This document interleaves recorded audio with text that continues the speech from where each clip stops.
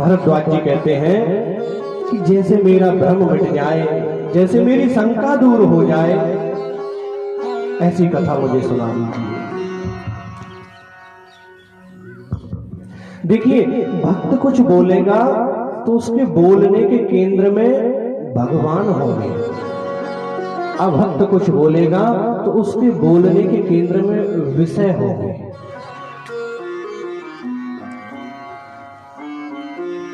हमारे मन में जो विचार आते हैं ना, वो चित्त की खेती है।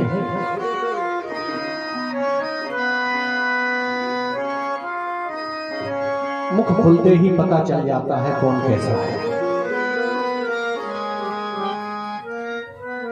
कौवा भी काला होता है, कोयल भी काली होती है, दोनों का शरीर एक जैसा होता है, दोनों के बोलने पर पता चल जाता है कौन कैसा है। तो याज्ञवल्क्य जी मुस्कुराए। याज्ञवल्क्य जी भरद्वाज जी से बोले, बड़े चालाक हो, ऐसे बिल्कुल मूर्ख बन के पूछ रहे हो जैसे कुछ जानते ही नहीं। ऐसे ही तो सुखदेव जी जो भागवत जी हैं उसमें सौनकादि 88,000 ऋषि ऐसे ही सूत जी से प्रश्न करते हैं, जानते सब हैं लेकिन कथा सुनने के लिए बिल्कुल अज्ञानी बन जाते हैं। भरद्वाज जी ने भी ऐसे ही प्रश्न किया। याज्ञवल्क्य जी कहते हैं, जानते सब हो फिर भी ऐसे प्रश्न कर रहे हो बिल्कुल अज्ञानी बनकर। मैं तुम्हारी चतुराई जानता हूं। अरे तुम राम जी के गूढ़ रहस्यों को सुनना चाहते हो, इसीलिए ऐसा प्रश्न किया है, मूढ़ बनकर, मूर्ख बनकर प्रश्न किया है आपने। तो याज्ञवल्क्य जी ने अपने गुरुवर की वंदना करी, रामचरितमानस की वंदना करी, फिर वही कथा जो कल प्रसंग में आई थी। याज्ञवल्क्य जी कहने लगे महिमा गाते हुए, जय जय राम कथा, जय श्री राम कथा, जय राम कथा, जय श्री राम कथा, जय राम कथा, जय श्री राम कथा, जय राम कथा, जय श्री राम कथा। मोहमय भेष विशाला राम मोहमय भेष विशाला राम कथा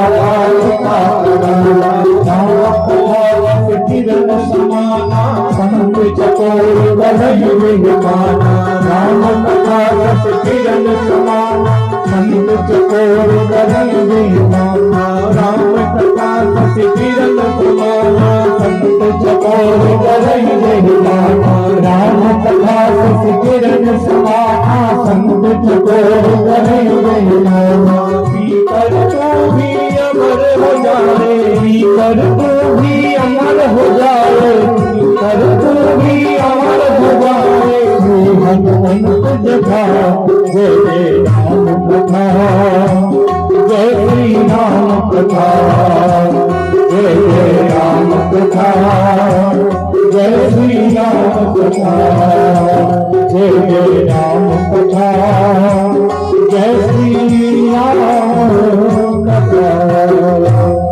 याज्ञवल्क्य जी ने मंगलाचरण किया। मंगलाचरण करने के बाद में याज्ञवल्क्य जी कहते हैं भरद्वाज जी से कि मैं आपको वह कथा सुनाता हूं जो शिव जी ने पार्वती जी को सुनाई थी। एक बार यही प्रश्न पार्वती जी ने शिव जी से किया था, लेकिन इसके पहले मैं तुम्हें एक और कथा सुनाता हूं।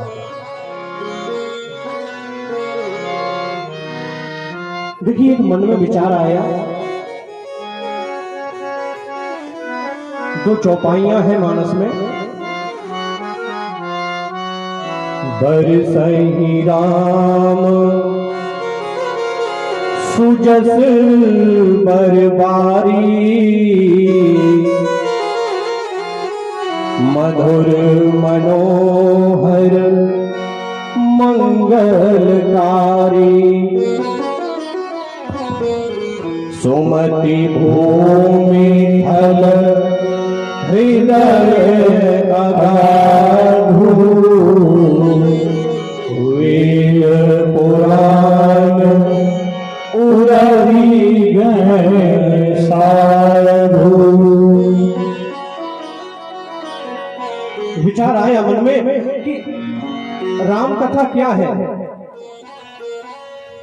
वर्षा आप देखे होंगे, वर्षा जब होती है ना, वर्षा दो प्रकार की होती है। जो बादल से पानी बरसता है वह प्राकृतिक वर्षा है,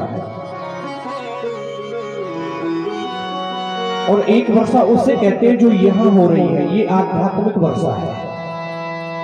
बोलिए जय श्री राम, जय जय श्री राम। ये आध्यात्मिक वर्षा है। जो प्राकृतिक वर्षा होती है उसमें समुद्र से जल बादल भर के लाते हैं और हमारे गांव में नगर में वर्षा करके चले जाते हैं। ऐसे ही इस आध्यात्मिक वर्षा में साधु संत आते हैं। साधु संत बादल हैं,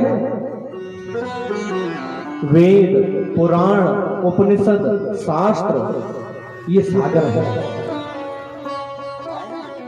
साधु रूपी बादल इन वेद पुराण रूपी सागरों में से जल को भर के लाते हैं, राम कथा रूपी जल को भर के, और हमारे गांव में नगर में बरसा के चले जाते हैं। अच्छा आप ये बताइए कि आप में से कितने हैं कि जब पानी बरसता है तो बाल्टी रख के बैठ जाते हैं पानी को रोकने के लिए? कोई बैठता है क्या? नहीं बैठता। लेकिन वर्षा उसका इंतजार भी नहीं करती। वर्षा ये इंतजार भी नहीं करती कि मेरे जल को कोई भरे। भरना हो तो भरे, रोकना हो तो रोके, अन्यथा बह के चला जाएगा। ऐसे ही आध्यात्मिक वर्षा, साधु आते हैं, संत आते हैं, राम कथा रूपी वर्षा बरसाते हैं। जिसको अपने हृदय रूपी कटोरे में, जिसको अपने मन रूपी बाल्टी में इस राम कथा रूपी वर्षा को, पानी को भरना है, भरे।